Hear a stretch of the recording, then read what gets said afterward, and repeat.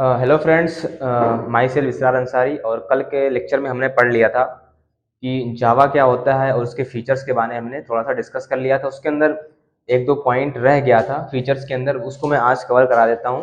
और उसके बाद हम लोग पढ़ेंगे एप्लीकेशंस क्या होते हैं जावा के, ठीक है।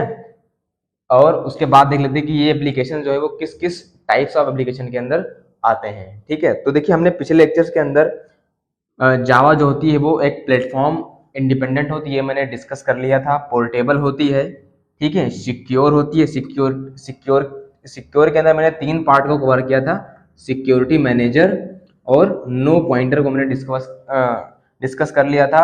और इसके बाद हम पढ़ेंगे एक्सेस मॉडिफायर, ये भी एक सिक्योरिटी का ही पार्ट है। एक्सेस मॉडिफायर क्या होता है और हम लोग इसको कैसे यूज करते हैं, देखिए। उसके बाद हमने पढ़ लिया था इसके अंदर ओन मेमोरी मैनेजमेंट, ये भी हमने कवर कर लिया था। मल्टी थ्रेडिंग भी एक फीचर है जावा का, जो कि मैंने कवर कर लिया था। रोबस्ट, ये भी एक फीचर है जावा का, जो मैंने कवर कर लिया था। अब आज मैं पढ़ूंगा दैट इज एक्सेस मॉडिफायर, ठीक है। ये क्या होते हैं, ठीक है, इसको मैं कवर करूंगा। और उसके बाद दूसरा है simple as compare to C plus plus, ठीक है। तो इसको हम देख लेते हैं एक्सेस मॉडिफायर क्या होता है, ठीक है। तो देखिए यहाँ पे एकदम एक्सेस मॉडिफायर मॉडिफायर ठीक है।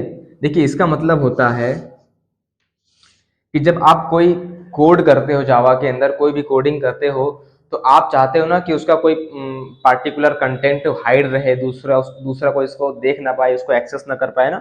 तो आप अपनी कोडिंग को अगर आप हाइड करना चाहते हो या उससे कुछ कंटेंट को आप हाइड करना चाहते हो, तो हम लोग कुछ एक्सेस मॉडिफायर्स का यूज करते हैं, जिनके नाम क्या है, पब्लिक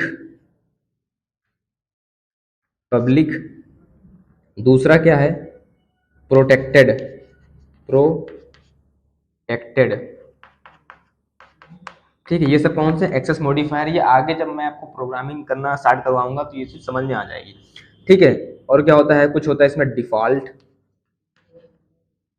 FAULT डिफॉल्ट। और एक इसके अंदर होता है दैट इज प्राइवेट प्राइवेट ठीक है। तो ये सब हमारे कौन से होते हैं, एक्सेस मॉडिफायर होते हैं। तो दो तरह के मॉडिफायर होते हैं, एक होता है एक्सेस मॉडिफायर और एक होते हैं नॉन एक्सेस मॉडिफायर। उसकी मैं बाद में आगे, मैं जब इसको डीपली थोड़ा सा पढ़ाऊंगा तो मैं इसको कवर कर दूंगा कि नॉन एक्सेस मॉडिफायर क्या होते हैं। अभी हमको ये ध्यान रखना है कि जो जावा का एक फीचर क्या है, एक्सेस मॉडिफायर, जिसके आप कोडिंग का कोई भी कंटेंट या कोई भी हिस्सा आप उसको इसकी हेल्प से क्या कर सकते हो, हाइड कर सकते हो, ठीक है। अब ये पब्लिक, प्रोटेक्टेड, डिफॉल्ट, प्राइवेट, जब मैं इसको स्टार्ट करूंगा मॉडिफायर्स को पढ़ाना, तो उसके अंदर मैं डीपली बताऊंगा कि पब्लिक का यूज कब करते हैं, प्रोटेक्टेड का यूज कब करते हैं, और डिफॉल्ट का यूज कब करते हैं, और प्राइवेट का यूज कब करते हैं, ठीक है। तो हमें जावा के अंदर ये फीचर्स मिलते हैं जिससे हम अपने कंटेंट या कोडिंग के कंटेंट को दूसरे क्लास से या दूसरे लोगों से क्या कर सकते हैं, हाइड कर सकते हैं, ठीक है।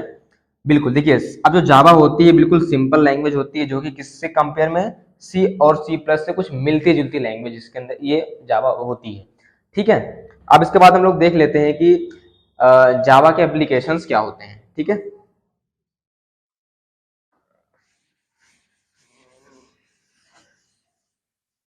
तो हम लोग देख लेते हैं जावा के एप्लीकेशंस क्या होते हैं। देखिए, types of application, sorry, types of application. तो देखिए, 4 टाइप के होते हैं, ठीक है। पहला होता है यहाँ पे stand alone application, stand alone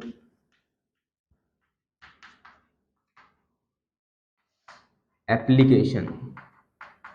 अब ये इसके अंदर कौन कौन सा एग्जांपल आते हैं, मैं एग्जांपल ले लेता हूँ। इसके अंदर देखिए कौन से एग्जांपल आते हैं, वो एप्लीकेशन के एग्जांपल आते हैं जो डेस्कटॉप एप्लीकेशन होते हैं, लैपटॉप के अंदर या कंप्यूटर के अंदर, जिसके अंदर मीडिया प्लेयर्स आते हैं, मीडिया प्लेयर है ना, जो इंस्टॉल होते हैं।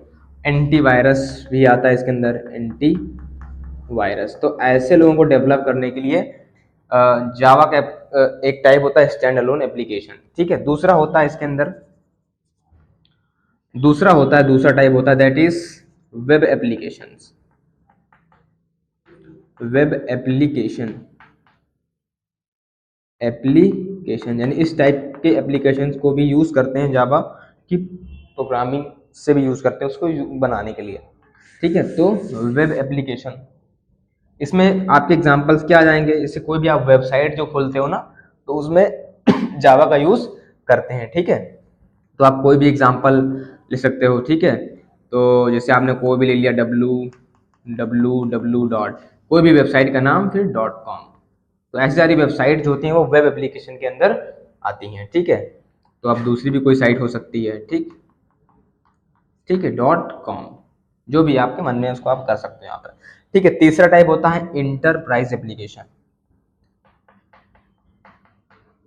इंटर PRIS, प्राइस एप्लीकेशन, इसके अंदर कौन कौन सी एप्लीकेशन आती हैं, इसके अंदर आती हैं दैट इज वो एप्लीकेशंस जो बैंकिंग से रिलेटेड होती हैं, जिसके अंदर हाई सिक्योरिटी लोग डिमांड करते हैं ना, जिसके अंदर कोई भी डेटा एक्सेस ना कर सके, कोई भी इंफॉर्मेशन को स्टील ना कर सके, चुरा ना सके, तो ऐसे एप्लीकेशन जो बैंकिंग के लिए तैयार किए जाते हैं वो कौन से होते हैं, इंटरप्राइज एप्लीकेशंस होते हैं। तो इसके अंदर भी जावा का यूज किया जाता है। ठीक है, एक और बच रहा है यहाँ पे, दैट इज हो गया स्टैंड अलोन एप्लीकेशन हो गया, वेब एप्लीकेशन हो गया और इंटरप्राइज एप्लीकेशन हो गया। एक हो गया शायद होता है मोबाइल एप्लीकेशन, है ना, मोबाइल एप्लीकेशन कौन सा होता है, mobile application, mobile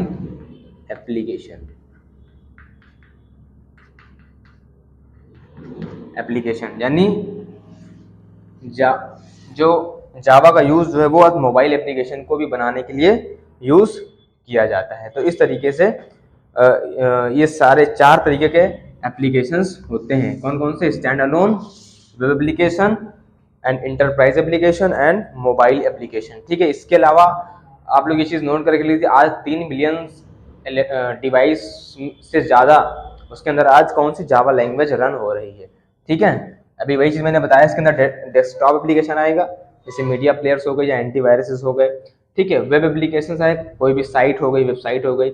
mobile application के अंदर मोबाइल वाले एप्लीकेशन सारे जो आते हैं वो, उसके अलावा गेम्स में भी इसका यूज़ किया जाता है, रोबोटिक्स, स्मार्ट कार्ड, ये सब चीज़ों में ऐसी सारी एप्लीकेशंस में जावा का यूज़ होता है। ठीक है, तो ये आज मैंने इतना कवर करा दिया है। अब आगे के लेक्चर में कुछ बेसिक में बताकर फिर मैं ऊप्स कॉन्सेप्ट को स्टार्ट करूंगा।